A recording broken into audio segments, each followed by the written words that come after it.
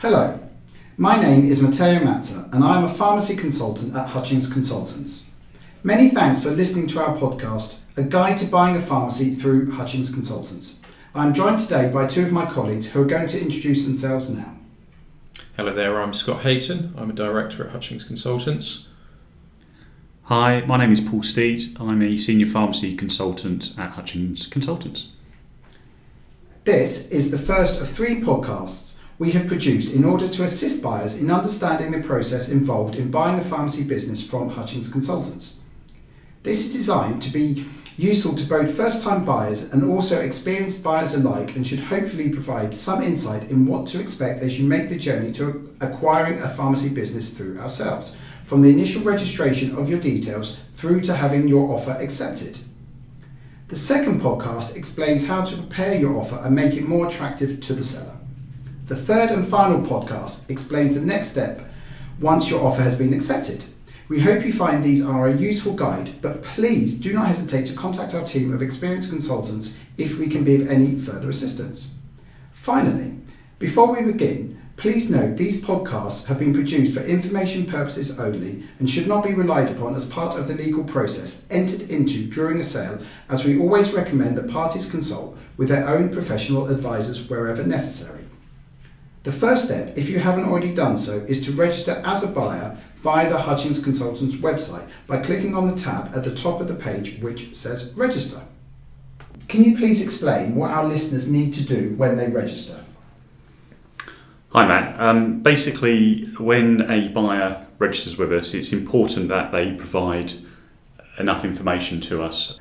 For example, what we need to understand is who they are, so they need to give their name, address, contact numbers, and obviously it's very important to have an email address as well. Whilst we're on that, just to mention, we do have sometimes issues with email addresses, as sometimes when we send an email out to parties, the emails don't always get through, they slip into junk. So we'd like potential buyers to be aware that they need to check their junk mail regularly. Some of the issues that we've had, for example, are with Hotmail email addresses. So that's certainly important that, as I say, buyers are aware of that and they do check their junk. Yeah, it's a constant challenge these days with spam filters and whatnot. So we would also need a little bit of background about the buyer themselves. So are they first-time buyer? Have they bought before, sold? Do they currently own a number of shops? That kind of thing. Also in terms of their funding and their finances as well. So the question that we ask is, what have you got in the way of cash as a deposit to put down? What have you got in the way of equity as well, which could be either in existing businesses, pharmacy or otherwise, or it could be in property, either their own personal home or portfolio of buy-to-lets. Essentially any equity that a bank or lender could leverage against. In addition to this, what's really important is that buyers give us information about the sort of target business that they're looking for. So, for example, have they got a turnover level that they're aiming for, or item numbers, or a particular location? We will record that information, and when we are looking to match buyers to a particular pharmacy opportunity that comes up, we will look at that information and to see, does it sort of check out as to what they are looking to achieve, basically. And then also, as part of that registration process, of course, buyers will need to sign a confidentiality agreement, and that's all done through the website. And the reason for that is basically to protect the seller's information. Pretty much all of the sales that we deal with are totally confidential.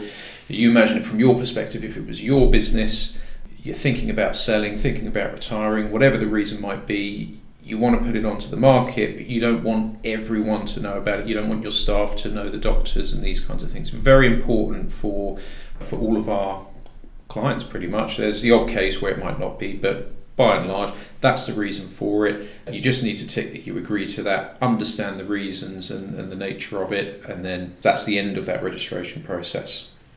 Once that agreement has been signed, those details will come through to us. We will add the buyer's, as I mentioned before, details onto our database, and each of the consultants, when we go to launch a pharmacy for sale, say we'll review that database and look to match potential buyers to those pharmacies. So it's very important sort of going forwards that, for example, if a buyer's email address changes, that we're informed. If their location also changes, again, they need to keep us updated, because the more relevant information we have, say, the better chance that we can match them to a suitable opportunity.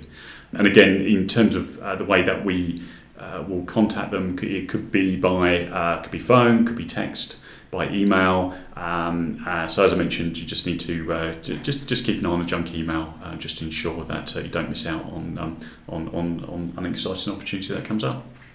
Oh, thank you. Do I need a password once I'm registered? Not at this moment in time. That may change in the future. The business is constantly evolving, but at the moment, the way that we're set up is that as soon as an opportunity comes available, obviously we'll action that and we'll go from the database and the information that we've got. We also have a section of the website where you can view some of the pharmacies for sale. Now, not all of the pharmacies are going to be on there, because there are some of our clients who will for confidentiality reasons, also will look, I want to take a slightly different approach. We leave our processes a little bit flexible in that respect, but most of them are going to be on there. And obviously you can request further information through the website. That will go straight through to the consultant that is dealing with that particular one. Is there anything else that a buyer could be doing at this early stage? That's a good question, Matt. I think it's very important that whilst registering with us, that a buyer should be starting to look at their funding arrangements, start to speak to a bank or a finance broker, just to explore and understand obviously what are the costs that are involved in buying a pharmacy, and really just to, I guess, get a sort of heads up in the longer term what sort of funds they need to secure in order to see a sale through. If parties require details of a finance broker, we can put them in contact with a broker that we are happy to recommend, who've got experience in funding or finding funding for pharmacy purchases. Just on that point, we don't receive commission from that particular party. They are recommended by us because they have experience and they know what they're doing, which is vital. In addition to this, if a buyer doesn't have an accountant already in mind, I'll start to explore contacting accountants, because again, they should be looking to employ advisors who've got pharmacy experience. It's a very sort of niche and sort of specialised area. So again, it's the sort of research that can be done at quite an early stage, so that when the right opportunity does come through and a buyer is ready to make an offer, they have in mind parties that they plan to use. Because you need to at least have an understanding of where you're going to go, because if something does come up, say if you missed the email or something, or you came into the equation late, you may be in a position where you've got to move quite quickly. So you need to understand a little bit about, right, who do I need to get on the phone to? You need to understand that in advance, I think. The brokers are good because they're in touch with all of the banks. So it's not like just going to, I bank with this bank or that bank, and I'll go and have a chat with them. You go to a broker, they're in touch with all of them, and because of the volume of funding that and clients that they're introducing to the banks, quite often they've got preferential rates. And I think a lot of them do it on a quite a good basis as well. It's like no sale, no fee type arrangement. So unless you actually draw down on it, you don't even pay them anything. And quite often they'll source the fees through the bank rather than actually taking that from you who's sourcing the finance anyway. What should I do if I'm not getting the right pharmacies sent to me, ones that aren't sort of interest to ones that are of interest? I think it's just a case of just communicate with us, talk to us, speak to us, pick up the phone. Appreciate it's not always easy, if you're obviously busy at work, but certainly if you're able to, give us a call, explain what you're looking for, perhaps what you're not receiving at the moment. We can then obviously check our records to make sure that we've accurately got what your requirements are, and obviously over time as well, we find some buyers when they register with us, they sort of perhaps start off with one idea of what they're looking to buy, but over time that changes. So unless we're sort of informed of that, then we can't sort of ensure we're sending the right opportunities. I think that's right. I think communication is the key. You need to feed back to us, but also potentially be a little bit flexible. I mean, it comes out of the conversation, but if you're looking for a certain type of pharmacy, and I've seen this in the past where someone says, I want a pharmacy in, within 10 minutes of my house or something. I mean, you can wait years, literally years, and that may never come up, or you might get 2 come along within the space of 6 months. That's the nature of the market. It's difficult, so you need to be a little bit flexible, but speak to us. And I suppose if I'm also willing to relocate, I should also let you know as well. Yeah, because absolutely. Yeah. Obviously, if I have, say, it's useful an information address, to know. say London-based, but I'm willing to relocate to, say, Wales, obviously, as brokers, you would need to know that. Absolutely, and that's sort of key, because again, as I say, as part of the when we're looking to match buyers to pharmacies, we do look at what the information is on our database. We look at all of the information across the board, including where people are living and how accessible it is and that kind of stuff. So it's a factor. So really, as a potential buyer, I have to give you as much information possible. Absolutely, definitely, absolutely. Okay, so I'm now registered and starting to receive emails about pharmacies. What happens if there's something that really interests me? What should I now do? Well, in the first instance, contact us. You can do that obviously by phone, by email. What we do, we prepare a memorandum of sale, and that memorandum of sale has all the relevant information that a buyer will need to know initially about the particular pharmacy that's for sale. So contact us. We can obviously get that memorandum of sale sent across to you, and really that's an opportunity there for you as a buyer to review all the information that's on there, the staff information, the business mix, etc. So once you, as a buyer, have had an opportunity to look at that, if it's something that you wish to take sort of further forwards, you have a further interest, then the next item that we would send across is the financials pack. So within the financials pack, what would usually be included are the accounts, usually for 2 to 3 years, VAT returns, couple of years VAT returns, FP34 copies. There may be a copy of a lease, for example, and also other sort of relevant information that may be applicable to that particular business. Just kind of adds some more detail, doesn't it? And allows people to start making a more thorough analysis of that business. Yeah. And normally, whilst that is kind of happening, then we're also talking about arranging viewings, and those would always be arranged through us. We'd normally have some slots from the vendor, and then we'd see which ones we can fit with yourself if you're interested. And they're normally held after hours, so you've got to try and make yourself available, obviously, to fit in around the vendor. But pharmacy closes at 6 o'clock. Normally give it 15-20 minutes, and this again is for the confidentiality aspect. Give it 15-20 minutes for the staff to get away, and then probably a viewing from about 15:15. What would be the case if it was an extended hour contract pharmacy? You just have to work around it, and obviously each sale is unique, and we take our vendors' instructions at the end of the day. We'll ask them what are the best times for viewings for you. You may have to do that on normally it's a Sunday, it's like a reduced hour, so you might have to do it then, or you might have to do it on a mystery shop basis, and then maybe have a meeting off site, something like that, away from the shop, so that you can actually have a more detailed discussion. There's a number of ways that you can.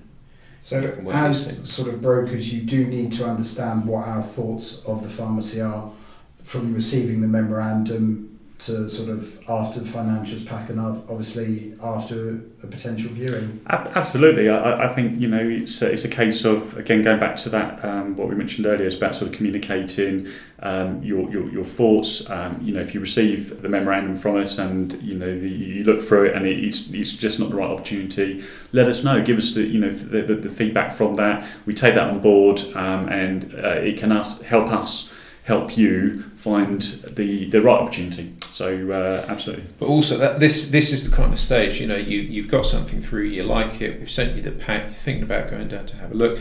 That's also the stage where you want to get back in touch with your broker. You've had a chat with this guy, maybe a couple of months before, said, look, I'm looking to buy a pharmacy, this is my background, how much do you think I can raise? Now you can provide them a little bit of detail and say, look, I've found something that I like. How is this going to work? How much money can we get from the bank? They can start going through this information as well and pulling that together. So again, you're just kind of moving things forward at each stage and getting to that point where if it is the right thing, then you're ready to put forward that offer as soon as possible, and you've got all the background information to support that offer. I'd also like to say I think in terms of having received that financials pack, it's a really good time to actually get an understanding of the business, and if there are queries or questions that arise from reviewing that information, then certainly it's an opportunity at the viewing to discuss it with the seller, but also ourselves as well, and pose questions to us so we can hopefully answer those quickly and satisfy the queries that you have. So I've now seen a pharmacy that I really like, and I'd like to arrange a viewing, a meeting. What do I do? What do I need to do? Okay. Well, in the first instance, really important that you contact us. Please do not attempt to contact the seller directly. They don't like that. They don't like that. It doesn't reflect well on you as a buyer No. if you try and kind of circumnavigate the process and go directly to them. They've instructed us to do a job, and as a buyer, you're best to follow that procedure, do everything by the book, and that way you develop trust. Absolutely. With the seller, which is critical when you're trying to get an offer accepted. Yeah, so it's all about sort of starting as you sort of mean to sort of go on, I think, really. So, basically sort of pick up the phone, send us an email, obviously let us know of your desire to view, and we can then organise a suitable day and time. As Scott sort of mentioned earlier, we sort of touched on a lot of the pharmacy viewings will take place outside of normal working hours. For most sellers, it's really key to that sale is a confidential sale, and as such, they won't want to risk, I guess, alerted staff at this point that the pharmacy is for sale, and therefore, as I say, in most cases, it will be an out of hours meeting with the seller. It's an opportunity basically for a buyer. Obviously, you've had the sales memo with some basic information. You've had the financial pack. It's an opportunity for you to go in and kind of demonstrate to the buyer who you are, what your intentions are for the business, clarify any points, ask any additional questions about the operational elements, day-to-day stuff that only the seller would know. But yeah, you need to bear in mind that there's probably going to be a number of other parties competing for this business, and you need to come across in the best possible light. Yeah, something important to remember that. Absolutely. I mean, I've certainly had or agreed sales where, particularly when there's been a number of offers on the table for the seller, it's really important who they are going to be dealing with and who they feel they can trust going into that agreement. And in some cases, it hasn't always been the highest offer that's been accepted. It's been the party that have, I guess, sort of sold themselves to the seller, and the sellers really sort of felt, actually, yeah, I can do business with this person. So it's certainly not just the price which. It's not a black and white thing, is it? You've got a seller who's maybe owned that business for 20 years. Yeah. Some of the staff have maybe been with him for a very long time. You've got personal attachment, emotional attachment, and this kind of thing. So. Who do you want to carry on the business? Who's going to be the right person for the business? It quite often comes into it. So it's important for buyers to bear that in mind. It's perhaps something that you may not think about when you're going along. So at the meeting, can I discuss the price with the seller and what he wants? Again, it doesn't tend to go down well, does it? No, definitely not. I would say no. The seller's obviously taken the decision to appoint an agent to handle the sale for them, and as such, that is part of our role to negotiate and deal with offers. And most people find it puts them in a bit of an awkward position Absolutely. as well, I think. Yeah. And again, as a buyer going into this situation, you don't know the seller, you don't know what kind of a person they are, and it can work quite strongly against you. Absolutely. If you have that conversation. If they think this person's trying to get around the agent or do this or that, they're not trustworthy, and therefore, do I want to go down this road with them? Probably not. So if it was me in that position, definitely not. Go in, ask your questions, sell yourself as an individual in terms of your finances, your ability to operate the business, look after the staff and the patients and the goodwill that he's built up. A lot of these people, after they've sold the business, they stay in the area. And if they have been there for a long time, and pharmacists will know, you walk down the street, everyone knows you. And if you're going to continue in that position, you don't want people coming up to you and saying, oh, such a shame you sold the business, this, that and the other. So that trust, that's very, very important. Because then I suppose they'll be able to say, yes, I've sold the business, but I believe in who I've sold it to. Absolutely, yeah. They feel the business coming to a safe pair of hands. The new owner should hopefully look after the patients, the customers, and the and the staff, and continue what they've no doubt spent many years achieving. So absolutely. So I mean, obviously, I can't just turn up at the pharmacy without permission. No. In some cases, for example, it may be a 100-hour pharmacy that we're marketing for sale. So in terms of the initial meeting, I tend to find in most of those scenarios it's maybe a mystery shop initially, where the prospective buyer will go in really as a customer to the pharmacy. It allows them to obviously buy something and assess from that viewpoint how the pharmacy is sort of running, and if it's something they then want to take sort of further, then there's an appointment made which is maybe off-site somewhere in that sort of scenario. But it's absolutely a big no-no just to turn up without an appointment and ask to speak to the seller, because that will not be appreciated at all. So after I viewed, is it important for myself as a potential buyer to provide you, the broker, with my feedback? Why is this important? Absolutely. I think in the first instance, if it's not the right opportunity, then it gives us an understanding of what could be the right opportunity for you as a buyer. So really important to give us that sort of feedback. What was positive about it, what was perhaps negative, and which we need to bear in mind, as I say, when we look at other pharmacies that may or may not be sort of suitable. But also, it's we also need to, as an agent, be able to give our clients some feedback, the seller, because again, from their perspective, they have had that meeting, they've dedicated their time as well to having that meeting, and naturally they'll want to understand how it went, and if it wasn't a positive outcome, is there anything they can sort of take on board and adjust for future appointments from their point of view as well.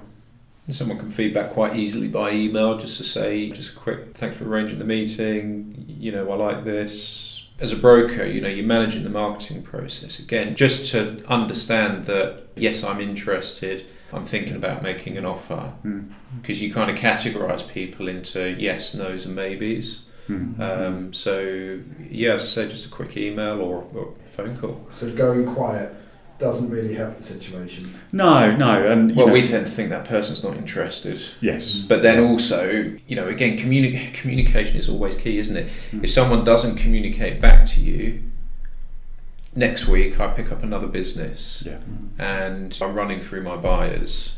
I come across Mr. So and so. Will never fed back to me on that last one. Am I going to select him for my list of buyers for this next one? Probably not.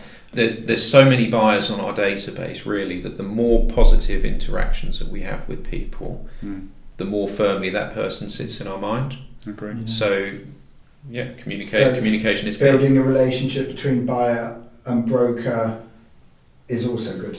Absolutely. Definitely. Definitely. Okay. Thank you, Paul and Scott, for explaining the process involved.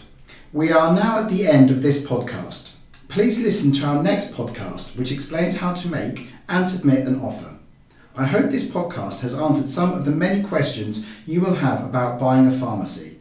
But, as mentioned, please do contact us if we can be of further assistance. Many thanks for taking the time to listen, and we look forward to working with you in the future.